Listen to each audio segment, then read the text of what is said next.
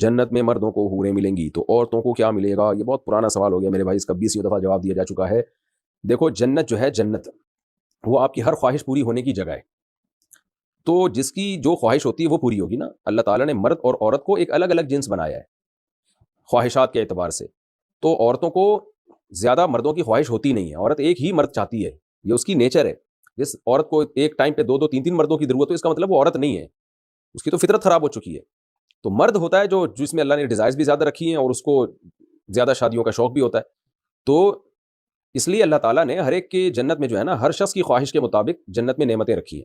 تو اس لیے مردوں کو اللہ نے، مرد جو چاہتے ہیں ہماری زیادہ بیویاں ہوں، وہ منہ سے بے شک نہ بولتے ہوں شرم کی وجہ سے، یا ان کو خطرہ ہو کہ ایسا نہ ہو بیگم کو زوردار کرنٹ لگ جائے، یہ سنتے ہی شوق میں چلی جائے. وہ ایک الگ بات ہے، گھر کا ماحول خراب نہیں کرنا چاہتے تو، لیکن شوق تو ہوتا ہے. آدمی ہے وہ تو شوق ہوگا اس کو لازمی، اس کی فزیکل ریکوائرمنٹ بھی ہے یہ، تو عورت کو نہیں ہوتا یہ. تو اس لیے یہ شوق ہی مردوں کا ہے. اس لیے اللہ نے مردوں کے لیے یہ رکھا ہے کہ زیادہ بیویاں ہوں گی تمہاری، جنت دنیا والی بھی ہوگی، اس کے علاوہ بھی ہو رہے ہوں گی. اور عورت کو یہ شوق ہی نہیں ہے، بلکہ عورت کی توہین ہے اس میں، کیونکہ شوہر جو ہے بہرحال سربراہ ہوتا ہے. سربراہ ایک ہی ہوتا ہے، ماتحت جتنے مرضی ہوں. ایسا اگر ہم یوں کہہ دیں کہ کئی بیویوں کا ایک شوہر، تو اس میں کوئی عورت کی توہین نہیں ہے، کیونکہ سربراہ ہے نا، ایک ہے.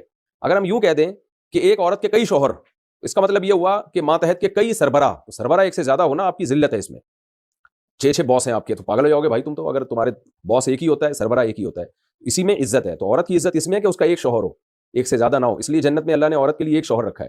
اور مرد کی عزت اس میں ہے کہ اس کی بیویاں زیادہ ہوں، اس لیے اللہ نے جنت میں مرد کے لیے زیادہ بیویاں رکھی ہیں. تو یہ تو یورپ نے اور مغربی دنیا نے مرد اور عورت کو ایک سیم قرار دے دیا، ورنہ حقیقت یہ ہے کہ مرد اور عورت دونوں الگ الگ جنس ہیں، ان کی نفسیات الگ ہیں، ان کے ذمہ کام الگ الگ ہیں.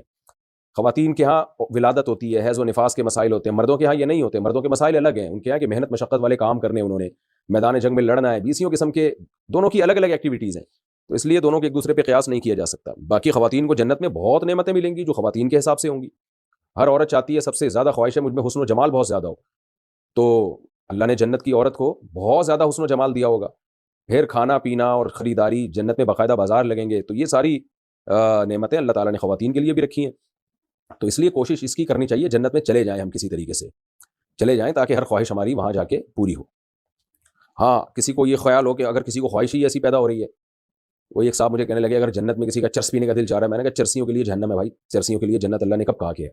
جنت میں تو پاکیزہ لوگ جائیں گے نا، تو پاکیزہ ہی صفات ہوں گی ان کی، ان کو پاکیزہ چیزیں ہی پسند ہوں گی.